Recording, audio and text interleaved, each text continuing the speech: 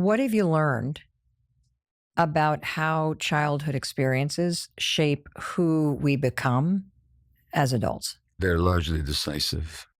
And this begins even before birth. So already the emotional states of the mother while carrying the baby will affect the child's brain development.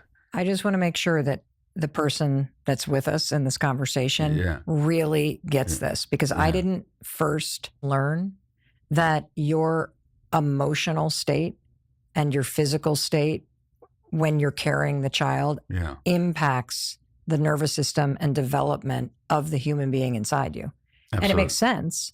Well, But can you explain more about that? Because this is an idea that was brand new to me just a couple of years ago. sure. What we have to nail down first is we're not blaming mothers here.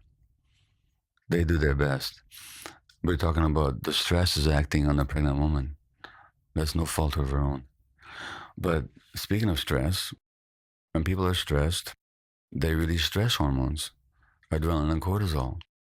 When the mother is stressed in pregnancy, those stress hormones go through the placenta, the umbilical cord to the baby. That affects the child's nervous system and his development. Cortisol has a huge impact on the development of important brain circuits.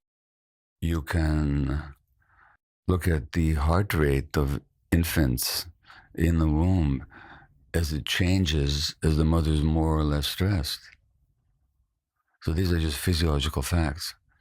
So there was a study done after 9/11, after the tragedy of 9/11, women who were pregnant then and who suffered post-traumatic stress disorder in the third trimester of pregnancy as a result of 9/11, their infants had abnormal stress hormone levels a year later.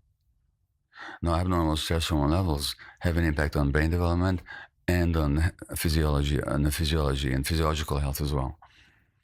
So you can expect those kids, unless something's done to correct it, to face more challenges later on. And we know that mothers who are stressed during pregnancy, depressed during pregnancy, their children are more likely to have ADHD, attention deficit disorder, or other mental health challenges. So it's just, now what's interesting here is indigenous people have always known this. I was talking to a native group in British Columbia where I live, and this guy comes up to me and says, Doc, in our community, when a woman was pregnant, there was a rule that if you're stressed or upset, you were not permitted to go near them.